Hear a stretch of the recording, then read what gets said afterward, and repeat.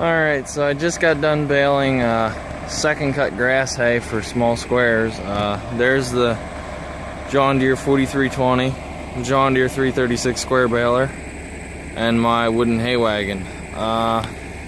It was a 3-acre field that I just got done doing, and here's all the hay I got off of it. It's like I said in many videos, it's a bad year for grass hay.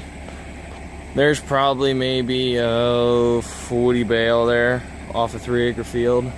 I would have liked to got 150 bales off a 3-acre field. That would have been 50 bale to the acre, where right now I probably got between 10 and 15 bale to the acre. But yeah, it's just been a bad year for grass hay. It's still really dry out. I just got done making, right before I started doing this, I got done baling mulch. And this whole field here went into mulch hay, which is right here in this bale. I swung in, I mowed.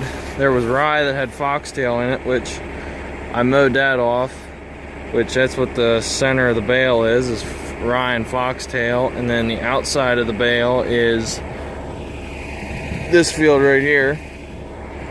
And then it made actually a little more than just one bale. So I swung into this field here and put a little bit into that bale, just to make it a little bigger than what it was. But sorry about the wind noise, it's getting windy out.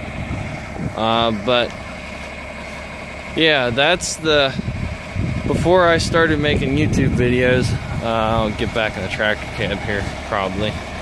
But before I started making YouTube videos, I had a John Deere 24T square baler. I don't know if any of you are familiar with John Deere 24Ts, but next to the 336, they were one of John Deere's best square balers ever made. The one I had, I bought from an individual.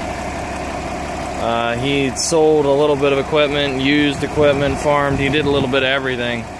And he bought it. It didn't have a kicker on it. And I think it had less than 3,000 bales put through it since it was new. I mean, it just worked beautiful. It was a brand new one. The paint wasn't wore off the auger. It was, everything about it was just, it was in perfect condition. The only downfall that I saw to it was it didn't have a kicker on it, and I could only run Cecil twine in it, which isn't that big of a deal because I'm running Cecil twine in this one. But the only reason I'm running Cecil twine in this one is because I bought this one off the John Deere dealer, and it came off a dairy farm, and it had about 4,000 square bales put through it every year. So the knotters are a little wore, and I don't want a chance putting poly twine in it for fear of it not tying at all. I got it tying to where it works now, because the John Deere dealer, whenever I bought it from the John Deere dealer, it sat outside in the lot for probably a year, maybe. It might have been 6 months. 6 months to a year the baler sat out in the lot. I couldn't get it to tie for anything. I think I fought with it one whole Sunday afternoon, probably 5 round bales of straw trying to put through it to get it to tie. And finally, once all the rust got wore off the knotters, and after spraying them with WD-40 and lubing them up, they started tying. That was awesome.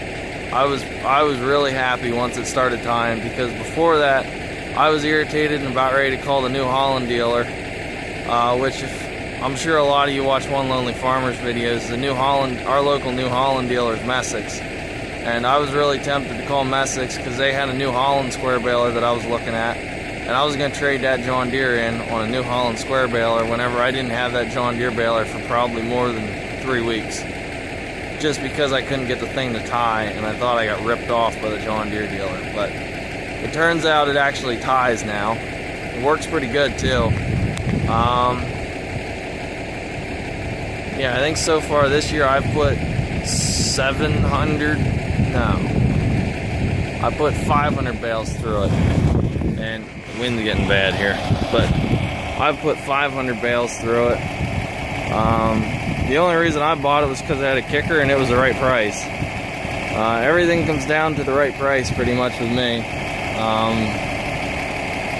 If it's expensive, well, I gotta have a good reason to buy it. But if it's the right price and I got a good reason to buy it, then then everything goes. But yeah, I got it from Smith's Implement in Chambersburg. Yeah, that's where it come from. It come from Chambersburg. So I went down there and picked it up. But yeah, so that's just what's going on. I'm gonna take this wagon down, unload it. I'm by myself today, so that'll be fun. That's why I'm disappointed it's not 150 bales, but I'm also happy it's not 150 bales, because I gotta unload that wagon by myself. So, and then I'll come up here with a skid loader and pick up those 2 bales and set them down on the mulch pile, and then I'm gonna come back up probably with the 2750 and hay bind, and I'm going to mow that field and that field. The field right there, tip of my fingers full of milkweed. I'm gonna mow that off. Probably end up burning it off with 2,4-D again. And this one is just weeds. That's gonna be a cornfield next year. So, but that's just what's going on here today. Thanks for watching, and please comment, rate, and subscribe. Have a good day, guys.